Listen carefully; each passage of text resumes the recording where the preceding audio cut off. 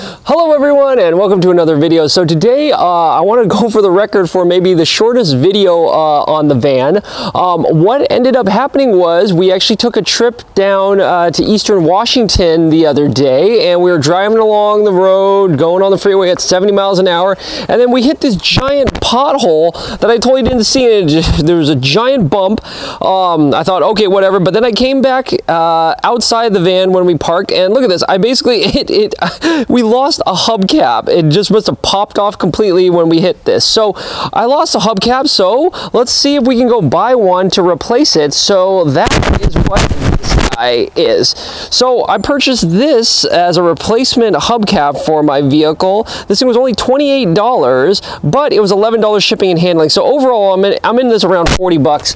But as you can see, let me compare this to the original OEM Ford one. As you can see, they're pretty darn close. The pattern is very close. It's very similar. The only difference I can tell with these is that this aftermarket one, as you can see here in the middle, does not have this Ford logo engraving, but otherwise I think this should hopefully fit. It's even got the little indent. You can see right here, it's got the indent right here for the Schrader valve. Let's come back to the actual wheel, and you can see here's the Schrader valve, and then this little indent should fit nicely around that, as you can see. Okay, so let's see if we can pop this guy on and see how it works.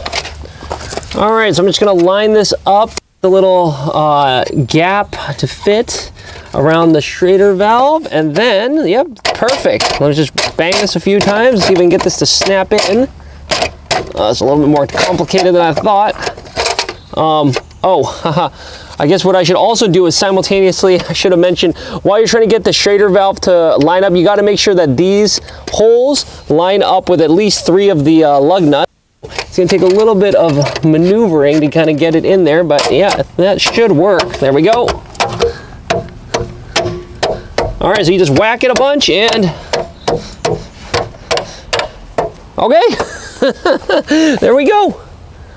All right, so there we go. We got the hubcap reinstalled. Yeah, I think it looks pretty reasonable from a distance. I don't think you can tell that that is an aftermarket and that is OEM. So, like I said, in the interest of keeping this video short, let's go ahead and just say this is probably a good spot to leave it. I hope to catch you at a future discussion. Talk to you later. Bye.